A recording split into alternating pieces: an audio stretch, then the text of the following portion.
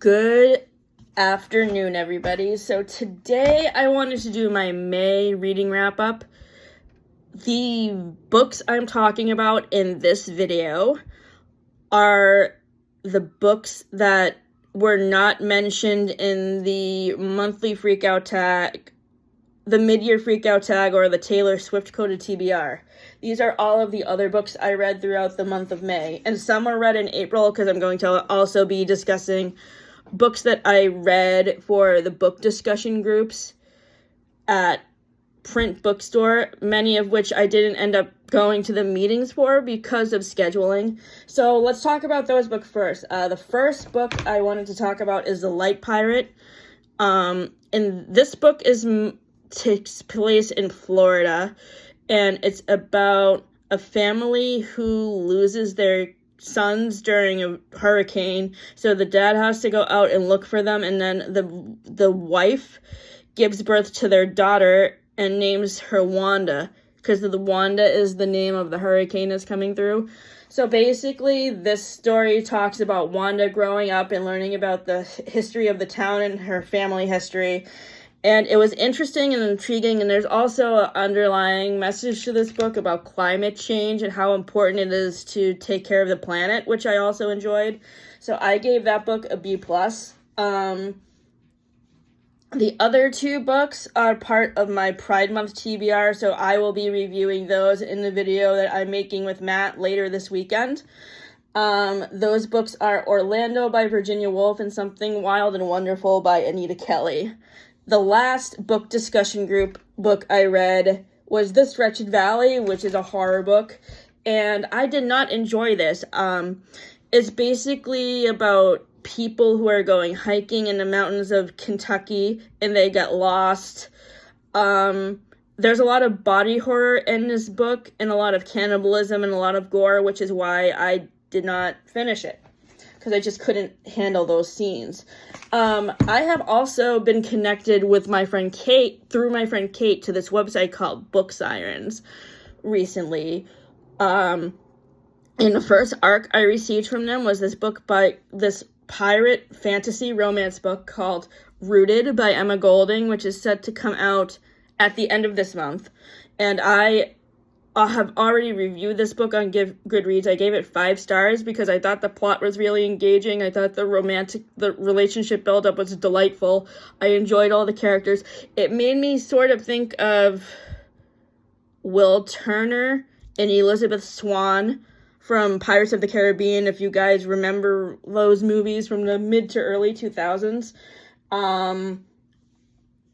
The April new release I did not get to talk about in the video where I reviewed April new releases was the reappearance of Rachel Price, which at that time I had recently just started.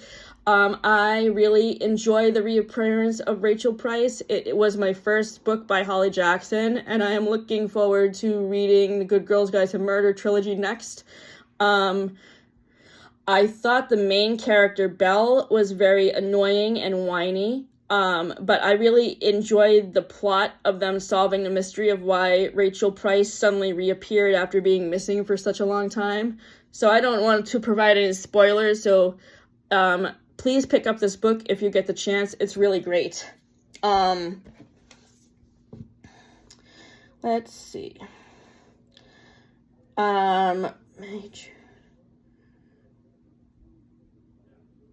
Okay, so one book that I recently read that is on the TBR list for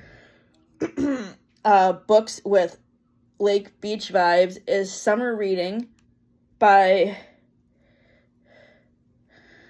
Oops, wait a minute. What's the author's name? Ouch.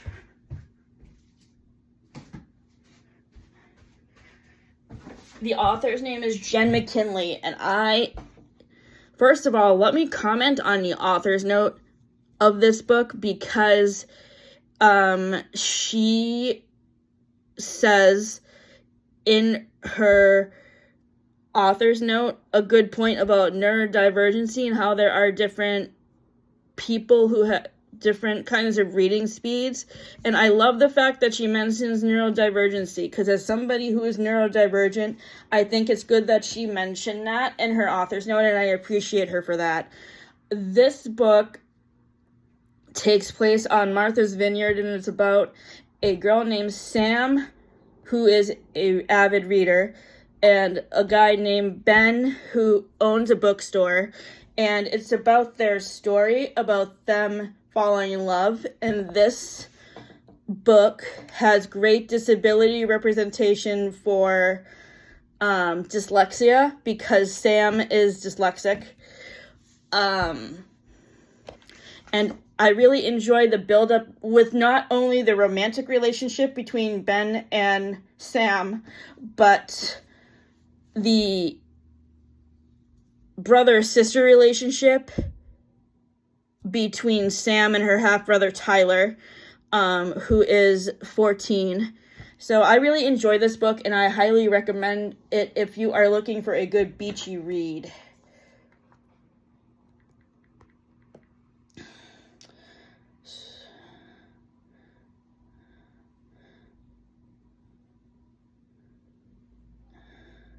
All right, so the next book I wanted to talk about is A Tale for the Time Being by Ruth Ozeki. This book was on the Books by Canadian Authors shelf at the library. And there are two character points of views. One character point of view is by a teenage character who is bullied by the kids at school because they are from another country. And the other is about an author who is visiting Canada for the summer to write a book. And I just found the plot line of the character who is being bullied to be much more relatable, because, I mean, when I was growing up, I was bullied too, so I was able to relate to what that character was going through. And the characters, the point of view of the author character just dragged on and got kind of boring after a while, and I almost stopped reading the book because those plot points kind of dragged. The next book I wanted to talk about is called Alice, Sadie, and Celine, and this book is about a woman who is a local actor in her town, and she starts a relationship with her teenage daughter's best friend, and I could just not get past the age gap romance between Alice and Celine. Celine is the mother of the other main character, Sadie. And then Alice is her daughter's best friend, who she's in a relationship with. It makes me think of the relationship in Friends between Alice and Frank Jr. and how that could be considered grooming. And that just didn't sit right with me, so I had to DNF it. The next book that I wanted to talk about is Anne of Green Gables. I am just 2 books into the Anne of Green Gables series, and I've heard it's an 8-book series from Sarahwithoutanh, so I'm really excited to read the rest of this series. I mean, I think I read the first Anne of Green Gables book originally when I was younger, but I haven't read it in many, many years, so I was very excited to reread this book again, and I loved it. I love the setting of Prince Edward Island. Anne is one of my favorite book characters that I've ever read about, and she's the most relatable to me because she's optimistic like me. The next book is Be Frank with Me. This is a book I borrowed from my mom that I just returned to her the other day. And Be Frank with Me is about a young boy named Frank and his relationship with his mother's friend, Alice.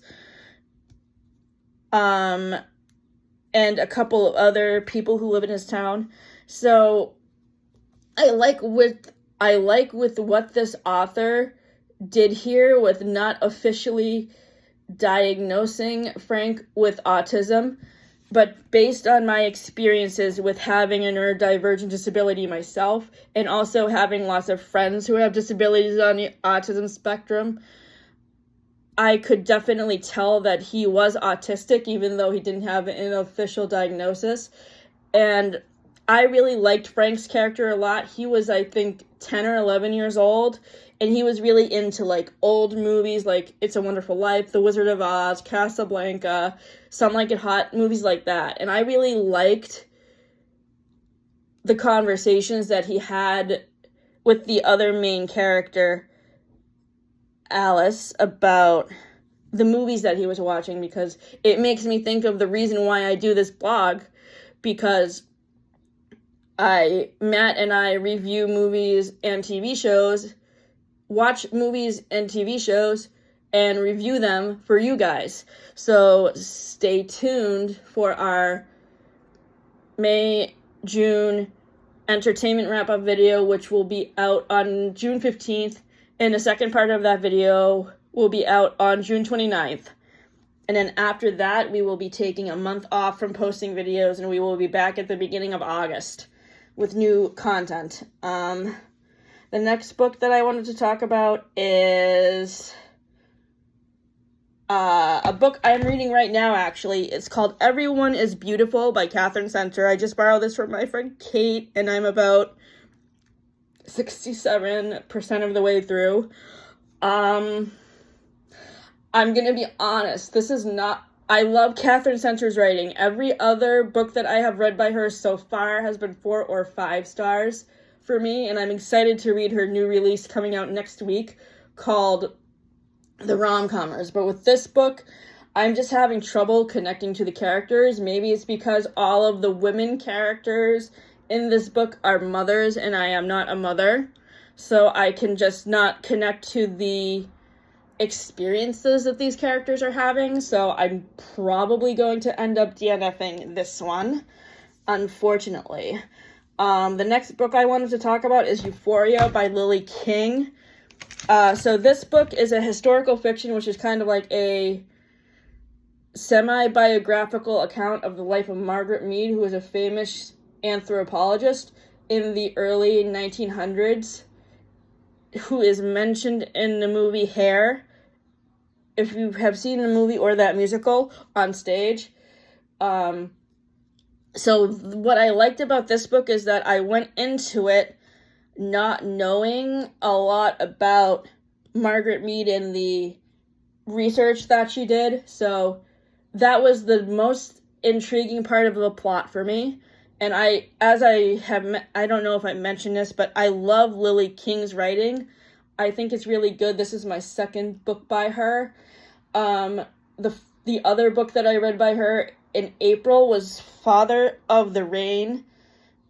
And this book was about a girl who was in a very codependent relationship with her dad, who had substance use disorder. And I just wanted her to live her own life when she was done graduating college and not be so sucked into her dad's alcoholism and supporting him, because she was just out of college and really tight on money. And the fact that she had to feed into her dad's alcoholism didn't really help her finances at all. So I just wish that she was able to find a way to get out of that codependent relationship once she was an adult. And he was also pretty abusive to her as a child too, which I didn't really like.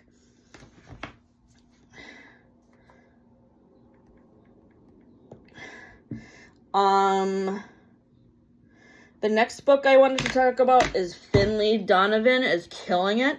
This is a book about a lady who is, she's an author, and she is talking to her agent over lunch at Panera about her latest book, which is about somebody who wants to, like, hire a hitman to kill their husbands. And the person in the next booth misunderstands the conversation and thinks that she's actually a killer. So she actually hires Finley to kill her husband. And I just love the plot development of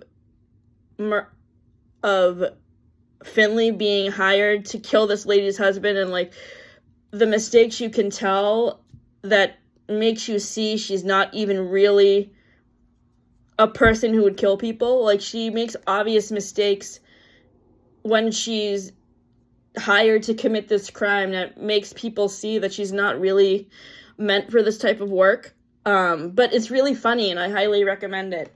The next book is called Graceling by Christian Cashore. This is a YA fantasy novel about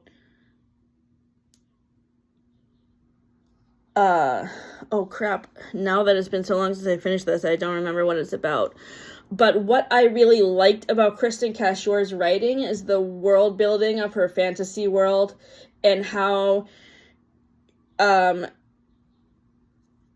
plot of this story, I believe, is about a girl who is 16 years old and about to get magical powers, and it's how she gets adjusted to using these magical powers and how she learns from other people around her about the magic system, which I really loved. So I can't wait to read more books by her.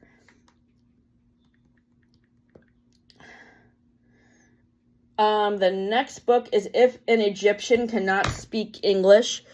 This book was recommended to me by Jack Ben Edwards, who is a book reviewer from England.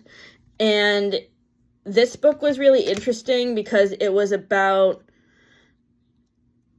like, Egyptian immigrants who are coming over to this country from Egypt, and how, like, there's a language barrier between them and Americans. And there's also, like, a story in there about, like, the main character having an abusive relationship with his dad, which I thought was really interesting. And I enjoyed this book, and I would definitely read it again. I gave it a B-. The next book that I read is called Ink Blood Sister Scribe, which is a fantasy book about two half-sisters who are tasked with maintaining the magical library in their town that is given to them by their grandmother or their great-grandmother. And, like, it's basically a magical library that has all of the books of the spells in them, which I think was really interesting. And the fact that there was a magical library involved in this book really helped with the world building. And as a reader, I liked really seeing the world based upon a magical library and how the relationship between the two sisters built up trying to save it. The next book that I read was Pony Boy by Elliot Duncan, and this was another book that I was subscribed to. I was suggested to by Jack Ben Edwards, and he gave me another 4-star recommendation, which I really enjoyed. This is about a relationship between two people who are gay, and I really liked the build-up of the relationship and the tension between this couple. And another book about a gay couple that I wanted to talk about that I read last month was called The Wicker King, which was recommended to me by Sarahwithoutanh. And this book is about two teenage boys who are very codependent on each other in their relationship, but despite their codependency, I thought their relationship was very sweet. Their names are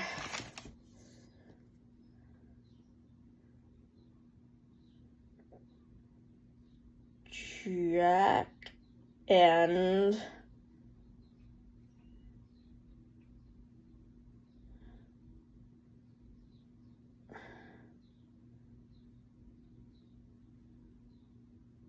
where is it?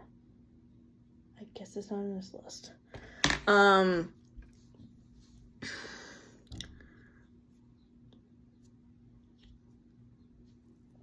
Jack and August. And they both come from abusive homes, so they kind of get together to help each other bond with their trauma of living in an abusive home. And I mean, it's a really sad book, and the interesting way about how this book is laid out is that as you get further and further into the story, the edges of the pages of the book become darker, so you can tell how the mental health of Jack is really deteriorating.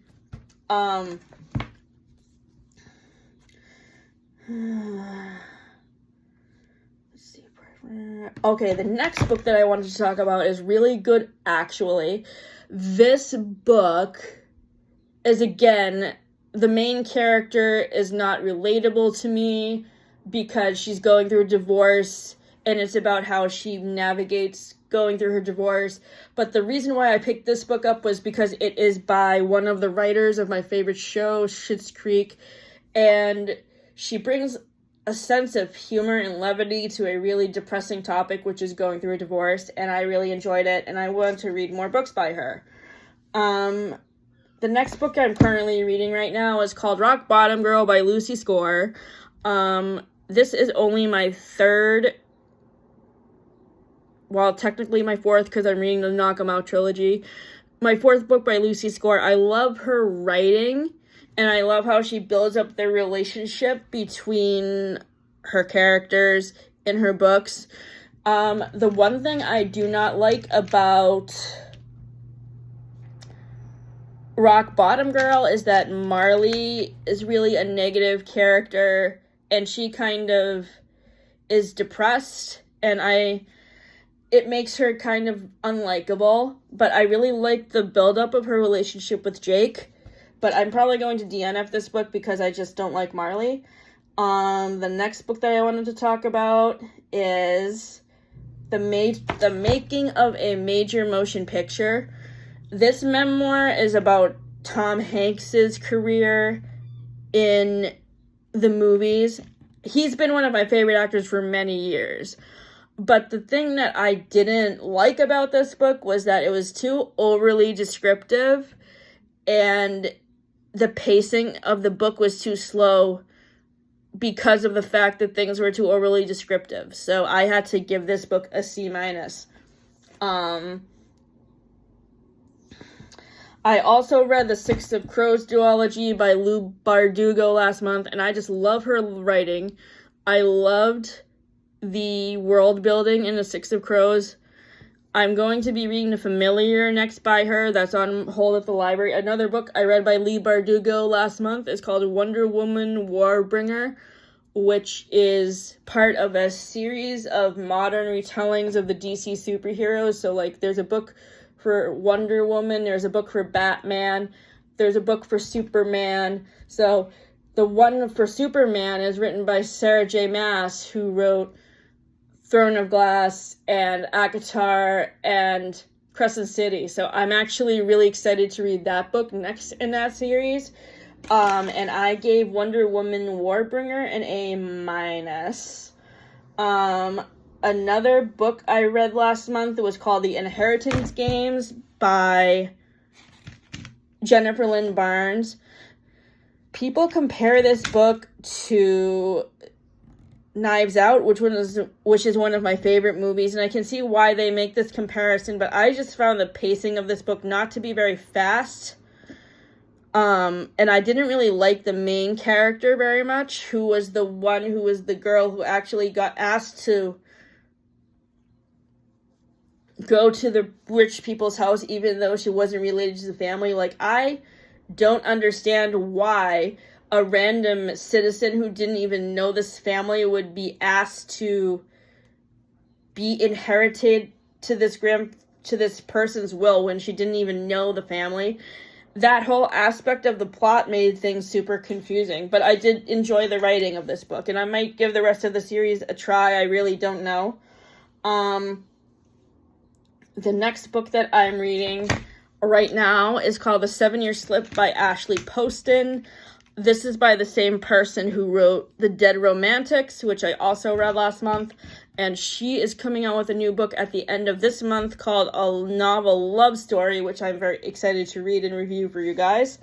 So The 7-Year Slip is about a girl named Clementine who lives in her aunt's apartment after she passes away, and she realizes that the apartment is magical and can transport her to 7 years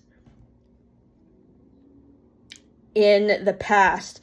And the relationship with the guy she meets 7 years in the past, his name is Erwin, and he's a cook at a restaurant. It's very sweet, and I really love the relationship build-up between the two of them. I have loved both The Dead Romantics and The 7-Year Slip, and the thing I like the best is that both of these female protagonists in these books are writers. And I gave both books a B. And I can't wait to read A Novel Love Story later in the month. I am currently reading the last book in the Knock 'Em Out series by Lucy Score, which is Lucy and Sloane's book. And I just love the place where I am right now. I love the build-up between Lucian and Sloane. I just think they're such a good couple. I didn't really like Lucian originally in the other books because he comes across as such a jerk. But in the scenes when he's alone in his relationship with Sloane, he's really sweet. So I think I am going to give this whole series of Knock 'Em Out a 4.75 rating because I have loved the buildup of the various relationships in all three books. The first book focuses on Knox and Naomi, and the second book focuses on Nash and Lena. And that is about it. Other books that I'm currently reading are Legends and Lattes,